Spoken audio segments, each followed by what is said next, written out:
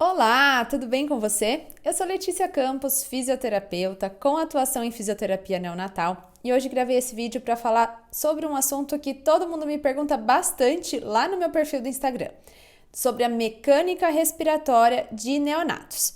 Vamos entender quais são as diferenças da mecânica respiratória de neonatos em comparação com os adultos? Fica aqui comigo nesse vídeo que eu vou te explicar quais são essas diferenças, com o que você tem que se preocupar na hora de ventilar um paciente.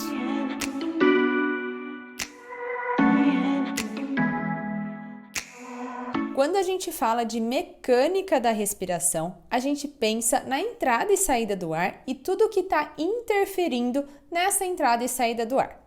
Vamos relembrar alguns conceitos básicos, um pouco matemáticos, mas que a gente vai fazer associação com a prática clínica. Lembra da equação do movimento? A equação do movimento é uma equação matemática, mas que dita para a gente o movimento de gases no sistema respiratório.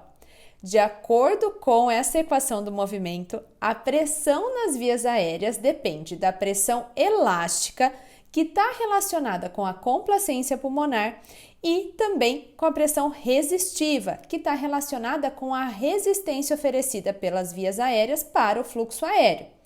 Então, pensando nessa equação do movimento, como que ela vai estar nos neonatos? Quando a gente fala de pressão elástica, como eu disse, a gente está falando de complacência, ou seja, o quanto que eu tenho que gerar de pressão para fazer um determinado volume naquele pulmão, naqueles alvéolos. Nos neonatos, a complacência pulmonar está reduzida.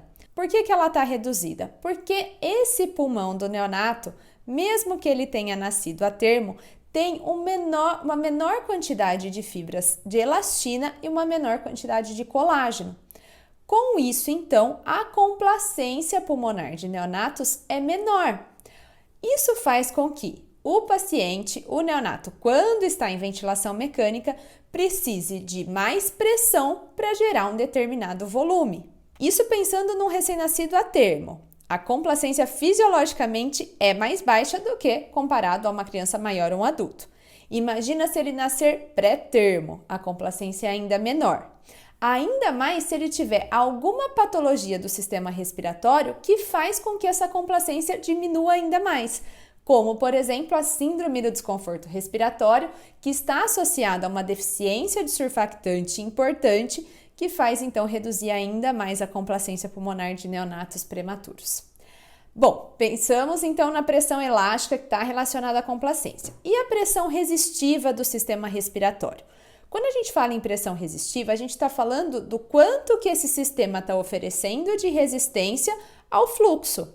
Quanto maior a resistência, mais pressão eu preciso para poder gerar um determinado fluxo. Nos neonatos, a resistência de vias aéreas é maior, está aumentada comparada com crianças maiores e adultos. E isso acontece porque o raio dessas vias aéreas é muito pequeno.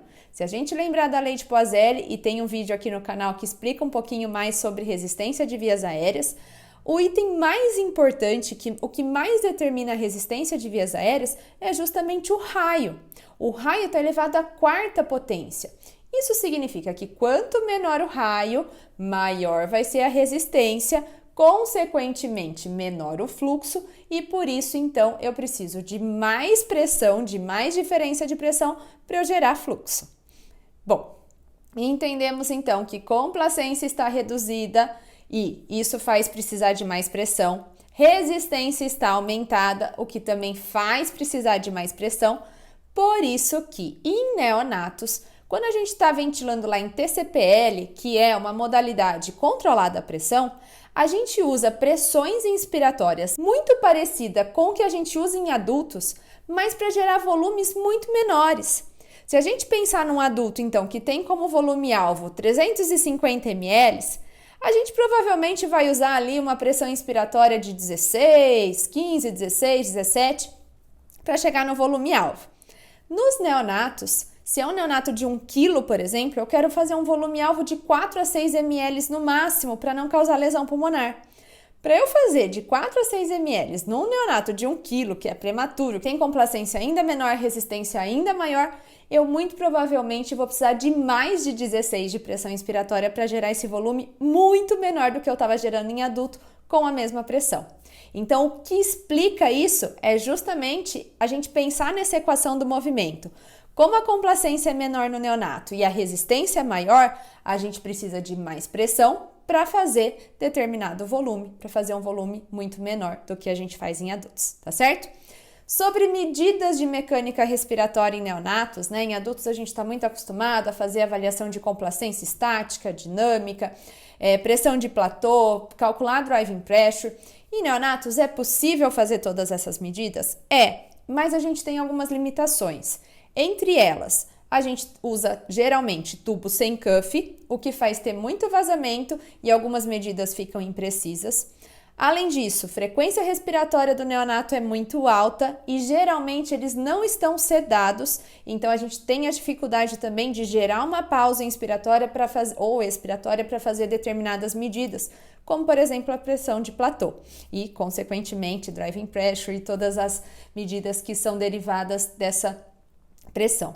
Então, a gente tem como fazer medidas, mas tem suas limitações e algumas dessas medidas ainda não têm valores de referência, como a gente já tem muito bem delineado em adultos, tá certo? Espero que eu tenha te ajudado. Se você gostou desse vídeo, deixe aqui o seu like, assim você ajuda o canal a crescer e eu te vejo numa próxima oportunidade. Até mais!